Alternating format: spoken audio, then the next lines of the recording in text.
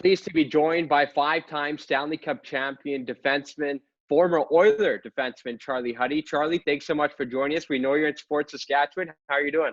Yeah, we're doing good here. We're, I guess, like everybody else, just hanging out and getting through it and waiting to see where the road leads us. Yeah, absolutely. Definitely unprecedented times, but pretty special time, especially on Sportsnet right now, who are airing the 1987 Stanley Cup Finals this week, which began on Tuesday, April 21st, and will take us all the way through to Game 7, which will conclude on Saturday, May 9th. I know I'm pretty excited for it. I wasn't alive for it, Charlie, but we're glad we can chat some things because obviously it was a pretty memorable series.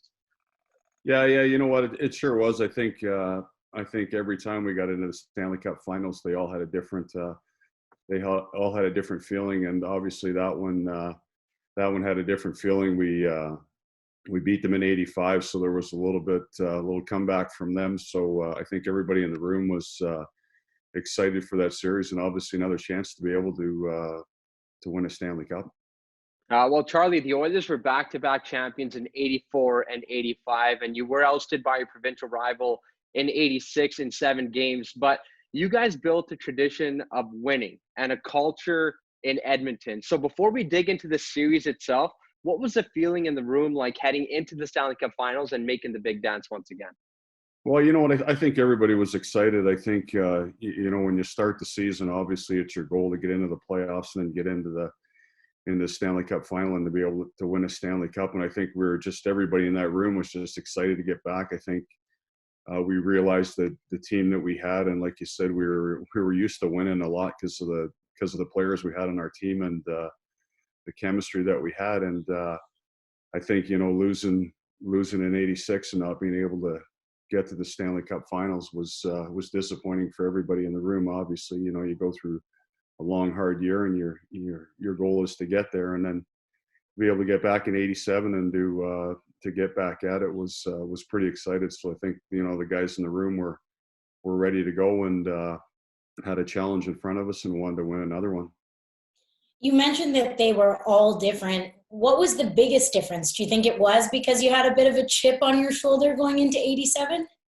Maybe, maybe a little bit. I think the difference part for me is just obviously the opponent. Like, we beat the Islanders. They're trying to win 5 in a row. We beat them. We win our first one.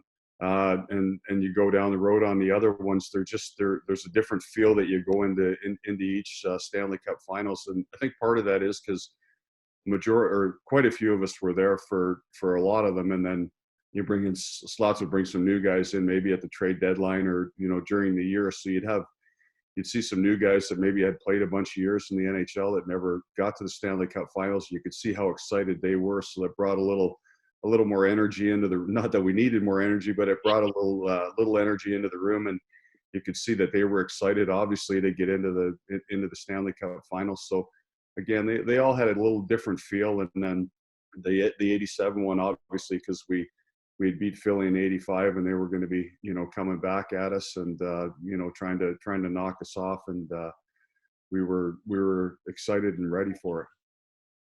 Charlie, you talked about the rematch of the '85 final, which you guys took in 5 games after losing Game 1 of that series. But how much of a factor does that play mentally heading into a series like that, knowing that the Flyers will be seeking revenge? You know what? I think it plays a little bit of a part in it. I think it gets you, again, not that you need to get fired up because it is the Stanley Cup Finals, but it gives you a little bit more, a little more jump maybe to be ready for it. That they're going to want to come in and prove wrong that they lost in '85 and be able to win this one. So I think at the end of the day, it just made for a great series. I think both teams were obviously trying to win the cup in different fashions, and it made for a great series. I came across an article the other day which was talking about the 1987 Stanley Cup Final. It raised a question in the title itself. It says, was this the best playoff series in NHL history? So fans who are watching this series for the first time on Sportsnet this week, like myself, what can we expect? You know what? Obviously, you're going to see some good hockey. It's a different era. People have to remember that the game now is guys are bigger, stronger, faster. They got, probably some more skill, and it's a totally different game. But I think when you watch that game, you're going to see obviously the penalties that weren't called first and foremost, that the clutching and grabbing that everybody talks about. It's there's way more of that back in the 80s, but it was an exciting series. It was up and down. There was a lot of action in the series throughout. From game to game, they had some skilled guys. They had some big players, so you're going to see some physicality. I mean, some big hits along the way, and just some good hard battles. In the corners and in front of the net where a lot of the action was. But good up and down hockey, and a lot of great hockey players in that series. Well, when people are watching, they know what happened. They know how it's going to go. But you guys were up 3-1. Then all of a sudden, it's 3-3 in the series, and you're sitting in your stall ahead of Game 7. What was that like? What was the atmosphere like in the room, and the energy and the vibe, knowing it's winner takes all in that moment? Yeah, you know what? I think it's always tense at the start, even though when you try to stay loose in the dressing room and keep everybody excited, and not excited, but just loose and ready to go, rather than being uptight and knowing it's Game 7. And if you go out there and make a mistake and it ends up in the back of your net, that, bad things are going to happen. But at the end of the day, you know what? It was something that you play for as a kid. How many times you've been out playing street hockey or out in the backyard ice in the Stanley Cup Finals in Game 7, and wanting to be the guy that's, that scores the game winner. So, I think you think about those things, and at the end of the day, you know what, when you get out on the ice, you just get out there and play. You forget if it's Game 1 or Game 7 or whatever it is. You're out there, the intensity's there, and you just go out and you just play the game, and hopefully the outcome goes the way you'd like it to go. And this group in particular, the club in 87, somewhat underrated defensively, is what a lot of people have said, that you guys were big, tough guys on the back end. What do you think being in that group was so special about the dynamic and talent that you guys had? You know what? I think the way that Slats had the pairs lined up, I think was a big part of it. You play with certain guys, like I played with Paul Coffey most of the time, so there was a lot of chemistry there. And then I think a lot of the time it was Steve Smith and Rutsalainen, and then Kevin Lowe and Randy Gregg were paired together. So all 6 guys brought a little bit of a different element to the game. I mean, Rutsalainen was a smaller guy that had some skill and could make plays and join the rush and things like that. We know what Koff did, obviously, the way he skated and plays that he made. Off of that, Steve Smith was obviously a big guy that could handle himself in the corners and in front of the net. And Kevin Lowe and Randy Gregg were, good shutdown guys. They played hard, they played big and strong, could move the puck. So I think we had a good combination of everything back there. And probably the most important thing of all of that was Grant Fuhrer in net. I mean, anytime your goalie's as good as he is,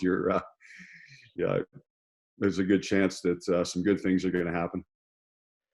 Charlie, obviously you're an assistant coach now with the Winnipeg Jets, so you've been on the coaching side of things, and one of the big things for coaches is matching up against the other players. So in that series, were you matched up with a particular player or players during that series?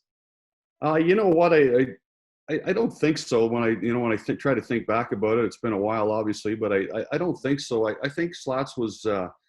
I think there were sometimes there were certain matchups that maybe he would look for, not like in today's game where you really look for those hard matchups against certain teams. Teams are structured differently now, so you look for those. But I think through a lot of it, Slats went a lot of like 5-man units. Myself and Paul played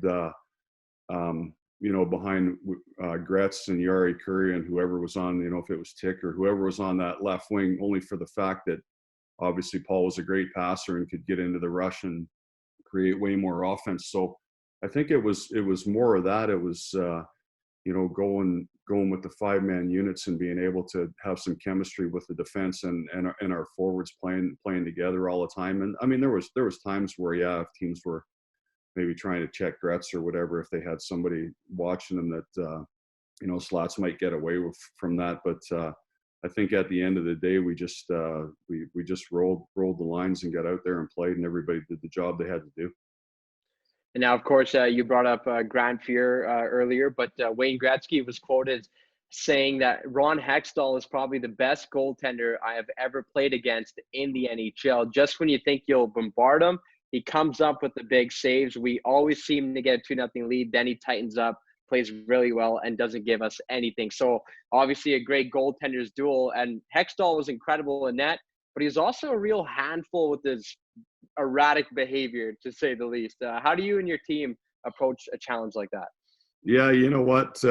Gretz said it best. He was pretty good through that whole series. I mean, he kept them in a lot of games, made a lot of big saves at the right time, and Jersey did obviously the same at the other end. But I think, like you said, he liked to get out and handle the puck, and he got involved like nobody was getting too close to the front of his net without being a price. You had to, if you wanted to stand there, something was probably going to happen. But I think it's like any time we talked about was mostly just getting pucks to the net, and even like we do now. You got to get some traffic there. Again, price to pay, but you're gonna get some opportunities, and we had to keep going at it. The biggest thing is obviously he's not getting frustrated on the outcome. Like Gretz said, we're up a couple of goals, and then he'd make a bunch of big saves. They'd come back and get within one or even tie it, and then we'd have to you'd have to dig in and try to get one past them. But the frustration part, you couldn't let that creep into it. Just had to keep working, and hopefully the opportunity would be there and get it in the back of the net. You've had the unique privilege of winning 5 Stanley Cups with the Oilers. Is there a favorite? Is there a way to pick one? Was it 87 because of what happened in 86? You know what? First of all, I was very fortunate to be able to be on all 5 Stanley Cups and play with a lot of great players, I think. But what I talked about earlier was, I think they all just have their own different feel. It's hard to really pick one that you would say was your favorite. I guess if there was one, unfortunately not the 87 one, it would be the first one, only for the fact that we beat the Islanders, and it was our first Stanley Cup. I mean, you could play in this league a long time and never even get to the Stanley Cup Finals, and to be able to get there, beat the Islanders, and to be able to win a Stanley Cup, and the fact knowing that you might never get back to the Stanley Cup Finals again is always there. So I think that one kind of has a little bit of a special feeling. And then, like you said, as you go down the road, they're all different. I mean, the battles that you go through with your teammates, like the 87 one, we knew it was going to be a fight right to the end, and we'd have to be on top of our game. And again, some guys that were at it in to see the excitement in their face when you win. So I guess at the end of the day, they've all got a special feeling, and they're all different in their own way. Well, throughout the season, Tony and I have been doing the podcast, and some of our guests have been alumni. And what we found is we get a little more dirt. The filter comes off because you're a little more removed. PR guy's not standing there watching you. Maybe that's part of it. But can you give us the dirt? Was there anything hilarious that happened behind the scenes?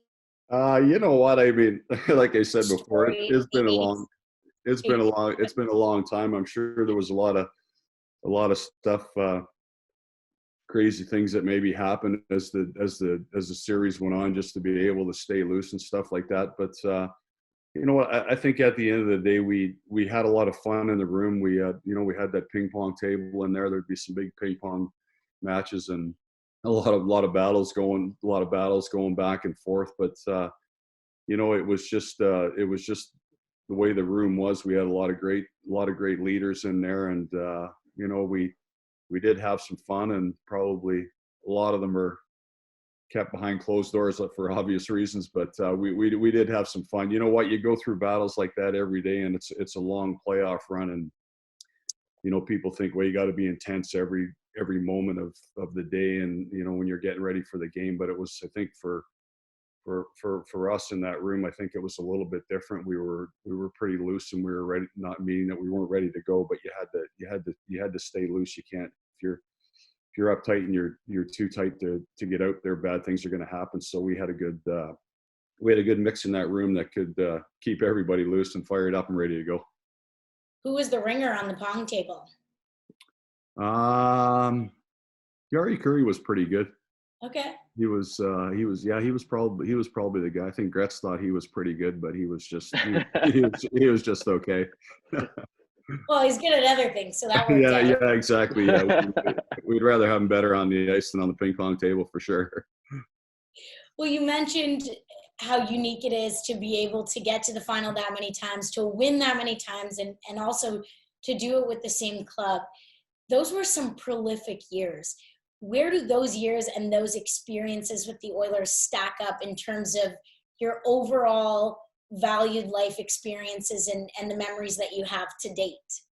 Well, obviously it's a huge part of it. I mean, I was a young player, starting at whatever it was, 22, and going through the whole time that I was here. I mean, you learn a lot. A lot of us were together for a number of years, so you really get to know each other. You get to know families, and there was that time there wasn't a whole lot of guys that were married, but I was with a couple of kids, so it was it was a lot of fun. I was able to to share the experiences with my kids. They were a little bit small, but they were they still got to enjoy it. But I think at the end of the day, Slats was a great. I think you've heard a million guys say that he was a great father figure, just because the fact that there were so many young guys in that room, and we all kind of grew up together, which I think at the end of the day was a huge part of us having success. I mean, it's tough to do it in today's game, to be able to keep guys together for a long period of time, and to be able to hit the mark with a bunch of young guys and let them grow together. But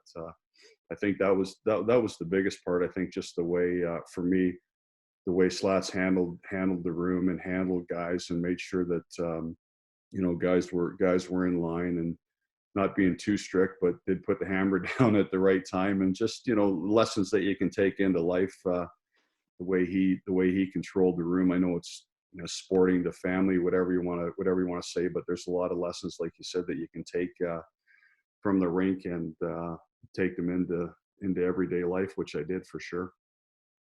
Charlie, a little bit of an open-ended question, but what's it like playing in a Stanley Cup final? Because this is what you dream of as a kid. You're on the driveway, you're on the streets, and you picture yourself scoring the winning goal. I mean, what kid in Canada hasn't done that?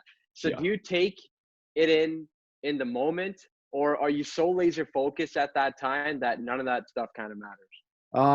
I think it's for me personally. I think everybody's different, I guess. But you know what? I did take it in for sure. I mean, man, it's just it's so hard to get there. Like there's everything's got to work out right. Like you can't have too many injuries. There's just a million things that got to line up to go through the whole Stanley Cup playoffs, and even through the season as far as that goes. But to be able to get to the final, obviously, is like you said, we've all dreamed of it. And I guess the first thing you do is dream of getting in the NHL, and then the second thing is dream of winning the Stanley Cup. And that I was fortunate that it did happen. But yeah, you know what? When you get to that first game, you realize that, hey, and all of a sudden here we are playing for the big trophy. That's something that you've dreamed about for a long time.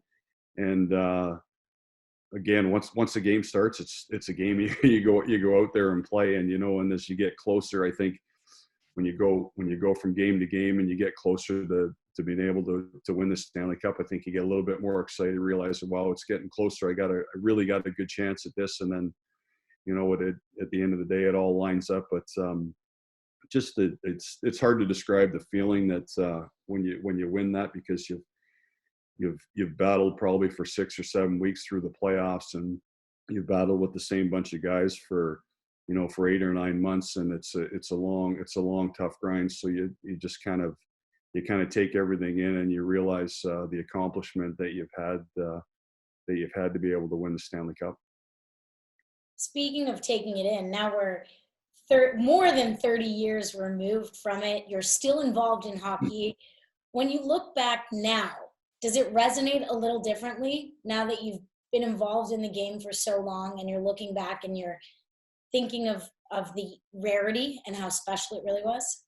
Yeah, I think, you know what I really do. I think a lot about that. I think there's, you look at now that I'm coaching in Winnipeg, the guys that are playing there, and even just throughout the league, amount of guys that have been in the league for a number of years that might never get to the Stanley Cup Finals. I think for me, a good example is going back again in '93 is when I played in LA and we went to the Stanley Cup Finals and we lost against Montreal. But a guy like Dave Taylor was on our team, played for, I think that was his 16th or 17th year in the NHL.